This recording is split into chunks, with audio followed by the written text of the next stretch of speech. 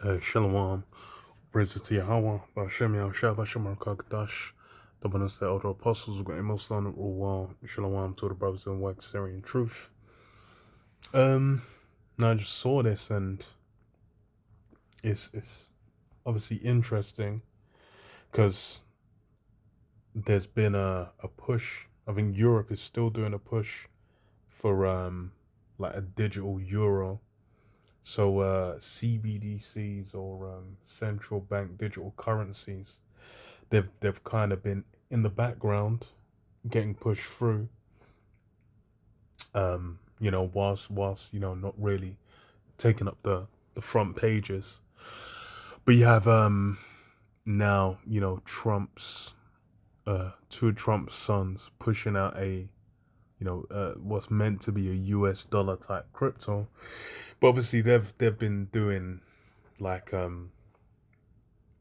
meme coins as they're called as well, other like launches.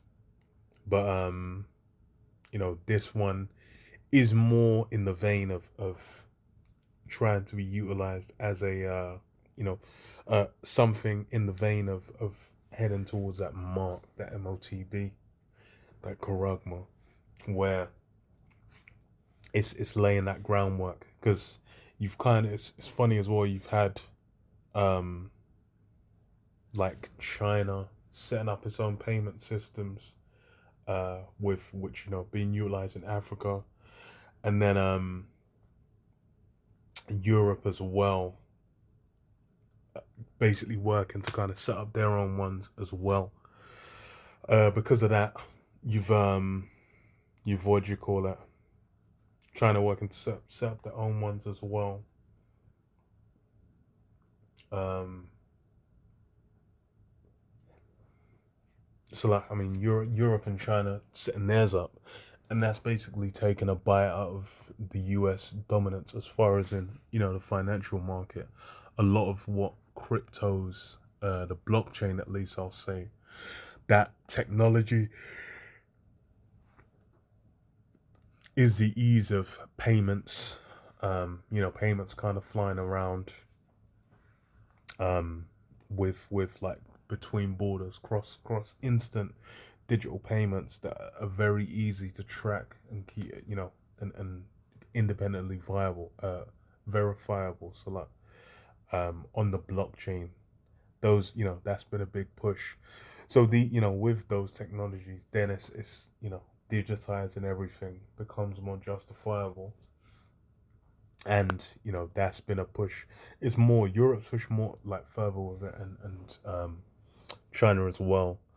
But it's been introduced, step by step in in the States. So as on CNBC, it says Trump family says US dollar needs an upgrade and they are the ones to do it. So it says I'll just skip to the point. So it says since the dollar was created in 1792, US presidents and their families have generally been content with a status quo of effectively giving the national government a monopoly on issuing currency and outlawing the use of foreign currency. Consider it the launch of the dollar, the country's initial coin offering, back when the US government was hustling to surpass the dominance of the Spanish pieces of eight, then in common circulation throughout the country. When presidents have said anything about the dollar itself, it was generally to reiterate the US government's strong dollar policy. That continued more or less uninterrupted through 46 presidencies until last March, when a company partly owned by President Donald Trump and his family began to market an alternative to the dollar, a cryptocurrency dubbed USD1. On Wednesday, the president's two sons told CNBC on the sidelines of a day-long crypto event. So yeah, this one's been in circulation. Well, it might not have been in circulation, but it's been a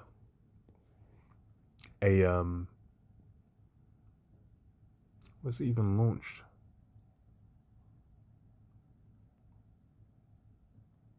The event coming just for the anniversary year, so it's been out for a year. So it's a stable coin that's competing with Tether, basically. but obviously it's gonna, well, as you know, whilst Trump's in power, have more legitimacy than Tether. So this is what when the presidents have said anything, strong law policy. WSD1 on Wednesday, the president's two older sons told CNBC on the sidelines of a day-long crypto event they hosted why they think they should that should change. The value of USD1, which is marketed as a stablecoin, would track the dollar, much as the dollar when it was created in 1792 was initially pegged to the value of the then dominant Spanish silver dollar. The Trump's company, World Liberty Financial, touts USD1 as an improvement on the official US currency. The firm's website brands it stablecoin as the dollar upgraded, and it calls the coin still the US dollar but for a new era. And yeah, for a new era. That's the thing, is they're going into, you know, the digital, well, not even going into, it's really been in the midst of it, but it's basically within that digital age, the gathering of all these different separate means of tracking and interacting and doing all these interactions where it would just be sporadically spread out. These things are being concentrated, and that's like with you know, financial payments. You already have the payment, like, was it Visa, MasterCard, taking payments. These different companies are basically all, you know, being folded on under one wing. You kind of consider with Amazon, where buying stuff online, you used to have a lot more variety as far as, you know, choice wise, like being able to go, there might be different little niches of products where it's like, oh, you're going for trainers, you're going for whatever. It's like even outside of like high street stores, there'd just be like little online marketplaces or whatever where you can go and buy certain things. But now it's like most people, if you're thinking, oh, I need, even if someone needs a frying pan, say at home you want to order a frying pan, you want to order a book, you want to order a plug, you want to order an electric drill. A lot of those things, people are just gonna go on Amazon for any and everything, because it's all there. It's all centralized, and because it's centralized, that's you know, basically ready to be converted over, and then build the you know, the new world order system on top of it. And you know, for the money, that's well, you're gonna it's gonna go to the MOTB, where you can't buy or sell without that mark, and that requires, you know, it being fully electronic, digital, something you can just have in your hand or in your forehead. And you already have it where contactless cards, these things, phones, watches, whatever devices, the Internet of Things, but then it's pushing to that Internet of Persons. And you know, these technologies basically smooth that over. Where, you know, there used to be a period of time where people would be skeptical towards paying on card, and then even people still are, because they're kind of like, you're not really thinking about the money when you're spending it. Whereas if you had like a bunch of notes in your wallet and some coins, it's differently. What was it say? Wednesday, the firm held the World Liberty Forum at Mar-a-Lago, the club owned by the president and operated as his winter White House. The event coming just before the first anniversary of the release of USD1 brought together financiers, technologists, television personalities, and the president of the World Soccer Organization FIFA, and the artist Nicki Minaj. So yeah, it's basically being put at the forefront, pushed, you know, as you know, something that's basically just going to be part of the system. And that's the thing, is with, you know, technology has been a big thing with this current presidency of Trump. When you go back to the first term he had, you didn't have Elon Musk, Mark Zuckerberg, Jeff Bezos, these different the Satya Nadella, I believe, the guy who runs. Actually, no, I think that's for Microsoft. The one for Google, the CEO of Google as well, was there, and it has a picture of them all around him, you know, at his inauguration.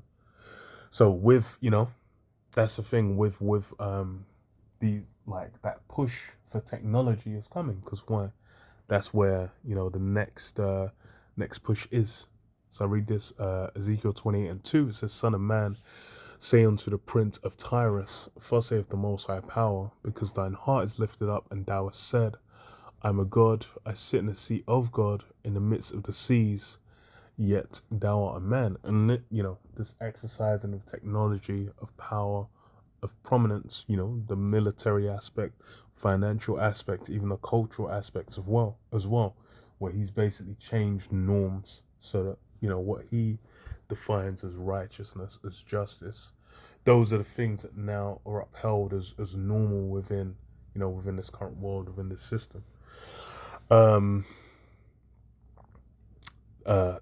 he's basically trying to establish himself as a power on the earth, as he wants to take over from the Most High.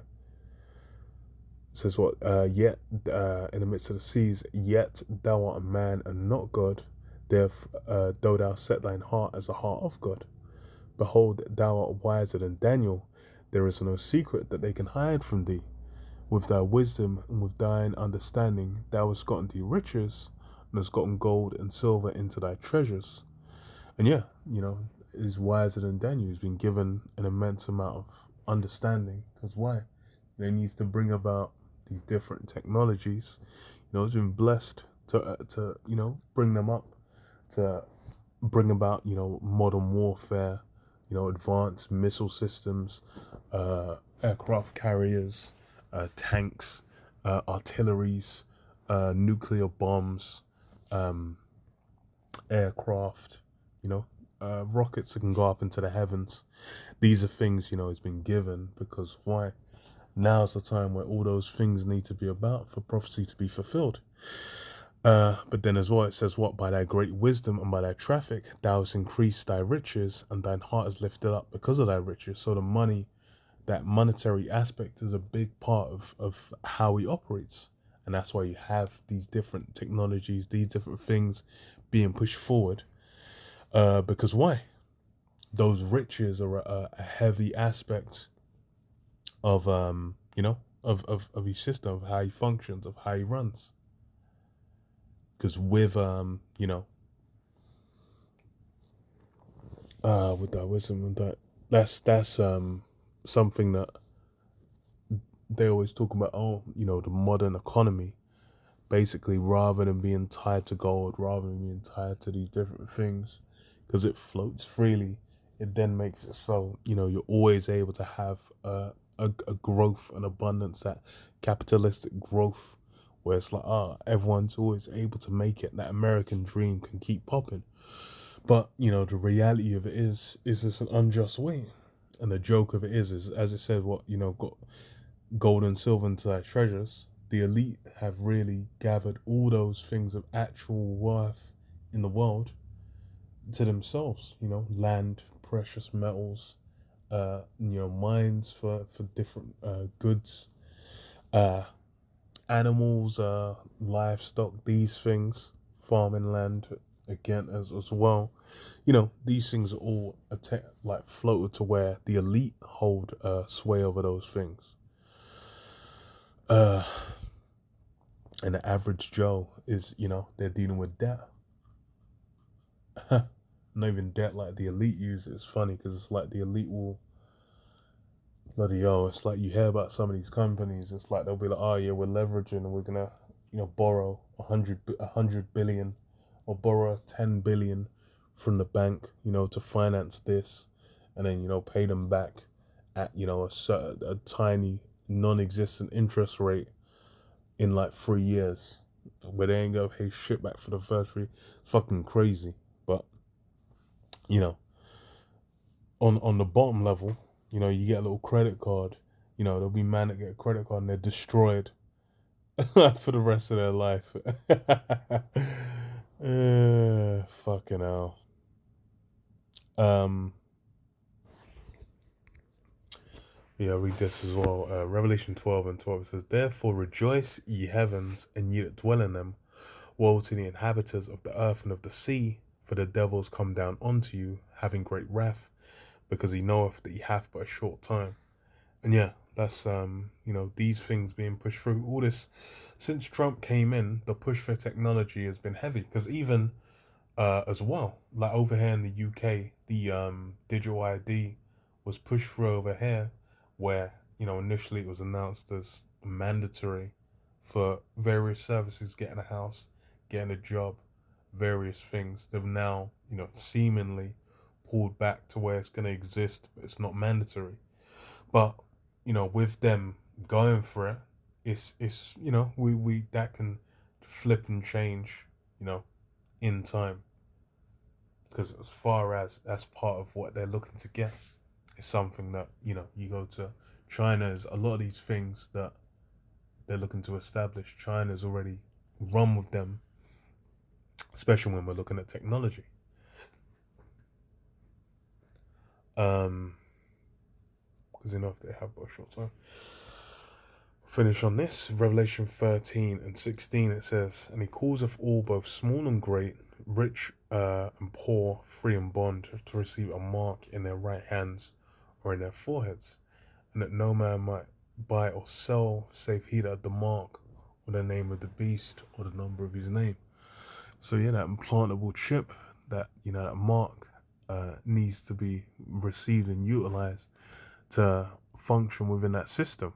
And that's why you see everything going digital. You've had like payment systems, all kinds of things go digital, man. Remember, it's like the Oyster card was a big thing when it was first brought in over here, and now it's like people don't even, like, you go on the underground, people don't even use an Oyster card. They tap in their phone, a card, Apple Watch, or whatever device. Those things have been pushed through heavy. That's why it's, Revelation 12:12 coming down with great wrath. These things have got pushed through, and the thing is a crisis. That's the thing. It's like even for contactless, it was the lockdowns, the pandemic that basically accelerated the use of that. There was a lot of places where they'll take cash or card, or they might even still have like chip and pin, kind of only chip and pin, where they don't even take contactless. But they're not saying, oh, for safety, don't handle cash. If you're handling cash, you can get dirty. And then they switch to like the plastic notes as well. And then, fully digital. Well, let's say fully digital. A lot of people, they ain't even carrying cash. They might have a wallet. They got cards in a wallet. They ain't carrying no cash. And if they carry cash, that must be some old dusty £20 note. They ain't even used it. They forgot it's in there. And that's how a lot of these things are being pushed.